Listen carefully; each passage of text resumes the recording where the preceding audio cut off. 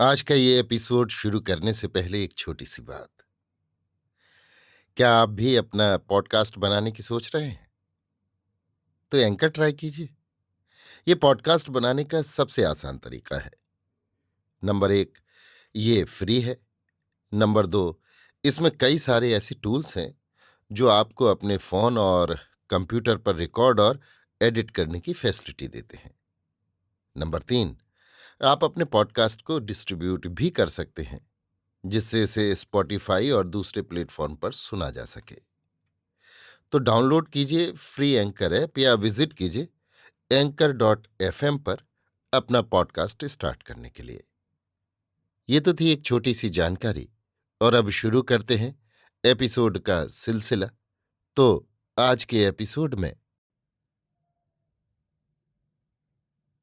लीजिए सुनिए अयोध्या सिंह उपाध्याय हरिऔध के लिखे उपन्यास अधखिला फूल की 19वीं पंखुड़ी, मेरी यानी समीर गोस्वामी की आवाज में। वन में जहां जाकर खोरलोप होती थी, वहां के पेड़ बहुत घने नहीं थे। डालियों के बहुतायत से फैले रहने के कारण देखने में पथ अपैठ जान पड़ता था, पर थोड़ा सा हाथ पांव हिलाकर चलने से वन के भीतर सभी घुस सकते। पथ यहां भूल भुलैया की भांति का था। भूल भुलैया से बचकर आधा कोस तक सीधे उत्तर मुंह चलने पर कई एक खंडहर दिखाई पड़ते। इन खंडहरों के तीन ओर बहुत ही घना वन था। इन खंडहरों में एक बहुत बड़ा खंडहर था। ये बाहर से देखने पर सब ओर गिरा जान पड़ता, पर इसके भीतर एक बहुत ही अच्छा घर था, जिसको हम गुदड़ी का लाल कहेंगे। इस घर का आंगन बहुत ही सुथरा था। कोठे कोठरियां बहुत ही चिकनी और बढ़िया थीं। बाहर और भीतर के सब द्वारों में अच्छी अच्छी किवाड़ियां लगी थीं। इस घर के बाहर 5 बड़े मोटे मोटे और काले भील पहरा दे रहे थे। इसी घर की एक छोटी कोठरी में, जिसमें एक छोटा सा द्वार लगा है, देवहूति मन मारे चुपचाप एक चटाई पर बैठी है। पास ही एक बढ़िया चौकी पर कामनी मोहन बैठा है। 2 घड़ी रात बीत गई है। एक पीतल की दीवट पर एक पीतल का चौकोर दिया जल रहा है। दिए में चारों ओर 4 मोटी मोटी बत्तियां लगी हैं। कामनी मोहन ने देवहूति को चुप देख कर कहा, क्या तुम न मानोगी देवहूति? देवहूति, मैं न मानूंगी, तुम मेरा क्या करोगे? कामनी मोहन, तुमको मेरी बात माननी पड़ेगी। मैं तुम्हारा सब कुछ कर सकता हूं। क्या तुम इतना भी नहीं समझती हो मैंने आज क्या किया? अब तुम्हारी ऐंठ नहीं निभह सकती। इस घड़ी मैं जो चाहूं करूं, तुम्हारा किया कुछ नहीं हो सकता। पर रस में मैं विष नहीं घोलना चाहता। देवहूति, क्या देवी देवते झूठे हैं? क्या परमेश्वर सो गया? क्या धर्म रसातल को चला गया? क्या बनदेवियां मर गईं, जो तुम ऐसा कहते हो? कभी तुमने किसी सती स्त्री का सत इस भांति बिगाड़ा है? कामनी मोहन, ऐसी बात न कहो, नहीं अभी अनर्थ होगा। कामनी मोहन, हाँ ऐसा। ये जीवट उस दिन कहाँ था जिस दिन तू पहली बार मेरे हाथों पड़ी? उस दिन मुझको बातों में फांस कर तू निकल गई, पर अब वो दिन दूर गए। ऐसी झांझ मैंने बहुत देखी है। देवहूति, उस दिन मैं जो थी आज भी वही हूं। उस दिन जो तुम थे आज भी वही हो। ना तुम उस दिन कुछ कर सके, ना आज कुछ कर सकोगे। उस दिन तुम्हारे हाथों से बचने के लिए मुझसे जो करते बन पड़ा मैंने किया। आज जो करते बनेगा फिर करूंगी। इस पर मुझको धर्म का बल है, देवताओं का भरोसा है, भगवान का सहारा है। फिर तुम मुझको क्या धमकाते हो?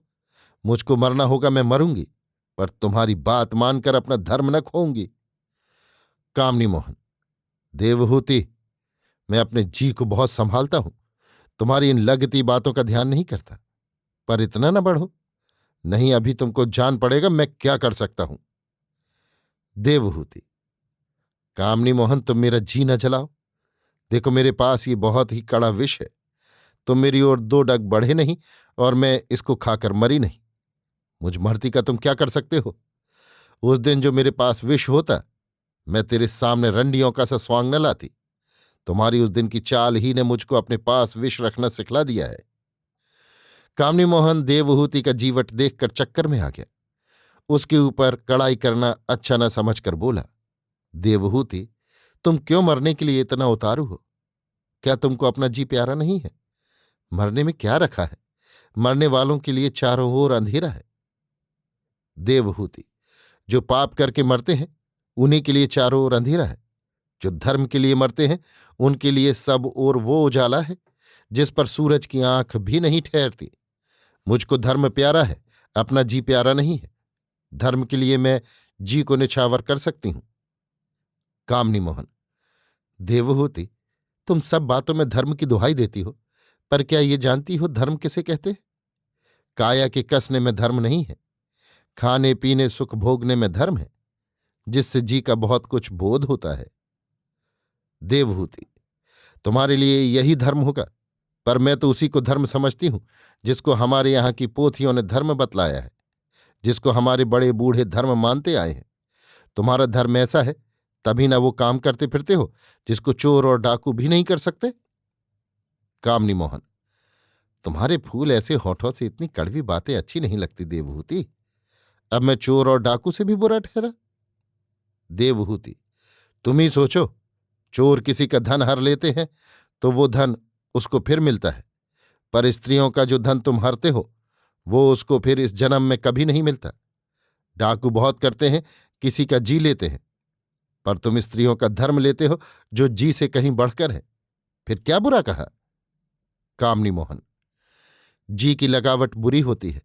मैं कोई ऐसी बात नहीं कहना चाहता जिससे तुम्हारा जी दुखे, पर तुम जो भला बुरा मुंह में आता है कह डालती हो। तुम्हारा जी भी किसी पर आया होता तो तुमको हमारी पीर होती। जिसको कांटा चुभा रहता है वही पांव संभाल संभाल कर रखता है। देवहूति, ये तुम कैसे जानते हो मुझको तुम्हारी पीर नहीं है? तुम बड़े बड़े पापों के करने में भी नहीं हिचकते। तुमने न जाने कितनी भोली भाली स्त्रियों का सत बिगाड़ा है, न जाने कितने घर में फूट का बीज बोया है, न जाने कितने भले मानसों को मिट्टी में मिलाया है। तो क्या ये सब करके तुम यों ही छूटोगे? नहीं, इन सब पापों के पलटे तुमको नरक में बड़ा दुख भोगना पड़ेगा। ये सब समझकर मैं तुमको पापों से बचाना चाहती हूं। ऐसी बातें कहती हूं जिससे फिर तुम पाप करने की ओर पाँव न उठाओ। जो मुझको तुम्हारी पीर न होती मैं ऐसी बात क्यों कहती? कामनी मोहन, नरक स्वर्ग कहीं कुछ नहीं है। परमेश्वर भी एक धोखे की टट्टी है। तुम्हारा ना मिलना ही मेरे लिए नरक है। तुम्हारे मिलने पर मैं इसी देह से स्वर्ग में पहुंच जाऊंगा। जिस घड़ी कामनी मोहन ने ये बातें कहीं उस घड़ी सब घरों के साथ देवहूति की चटाई, कामनी मोहन की चौकी, घर में और जो कुछ था वे सब अचानक हिल उठे और चौथाई घड़ी तक हिलते रहे। ये देखकर देवहूति ने कहा, देखो कामनी मोहन, तुम्हारी बातें धरती माता से भी न सही गईं। वो भी कांप उठी। पहले लोगों ने बहुत ठीक कहा है, जब पाप का भार बढ़ जाता है तभी भूचाल आता है। कामनी मोहन, ऐसी ही बेजड़ बातें तुम्हारे जी में समाई हैं, तभी तो तुम किसी की नहीं सुनती हो। पाप का भार बढ़ने ही से भूचाल नहीं आता। इस धरती के नीचे आग है, जब वो कुछ जलने वाली वस्तु पाती है तो उसमें लवर फूटती है।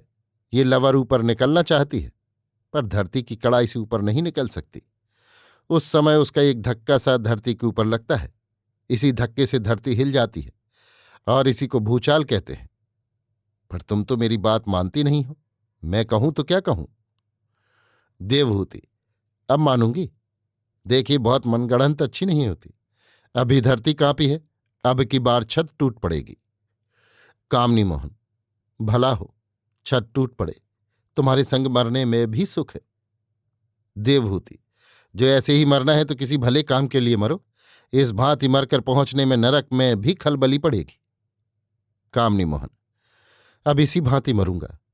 देवहूति, नित्य के जलने से एक दिन किसी भांति मर जाना अच्छा है। देखो, मेरे पास लाखों की संपत्ति है, 20 गांव हैं, 50 टहलवे हैं, भांति भांति की फुलवारियां हैं, रंग रंग की चिड़ियां हैं, अच्छे अच्छे खिलौने हैं, सजे सजाए हाथी हैं, पवन से बातें करने वाले घोड़े हैं, खिली चमेली सी घरनी है, सारे गांव पर डांट है, पर मेरा जी इनमें से किसी में नहीं लगता। रात दिन सोते जागते तुम्हारी ही सूरत रहती है, घड़ी भर भी चैन नहीं पड़ता। फिर मैं इन सब को लेकर क्या करूंगा? मैं इन सब को तुम्हारे ऊपर निछावर करता हूं, आप भी तुम पर निछावर होता हूं, पर तुम मुझसे जी खोल कर मिलो। जो न मिलोगी देवहूति, तो अब किसी भांत मरना ही अच्छा है। देवहूति: लाख करोड़ की संपत्ति क्या है, राज मिलने पर भी धर्म नहीं गंवाया जा सकता। महाभारत में भीष्म की कथा पढ़ो, रामायण में जानकी माता को देखो। जहां की मिट्टी पवन पानी से ये लोग बने थे, वहीं की मिट्टी पवन पानी से मैं भी बनी हूं।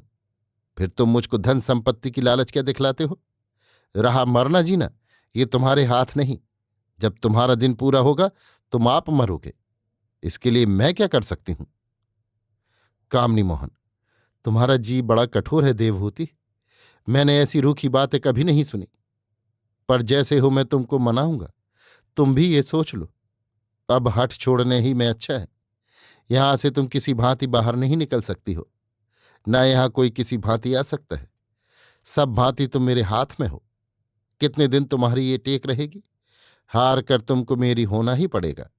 पर आज तुम सारे दिन व्रत रही हो, अब तक भूखी हो। इस पर पहर भर पीछे अभी तुमको चेत हुआ है। तुम्हारा जी झुंझलाया हुआ है, इससे कोई बात तुम्हारे मुंह से सीधी नहीं निकलती। लो, अभी इस घड़ी मैं जाता हूं। ये पलंग बिछा हुआ है, तुम इस पर सो। कल मैं फिर मिलूंगा, पर मैं जो कहे जाता हूं उसको भली भांति सोचना।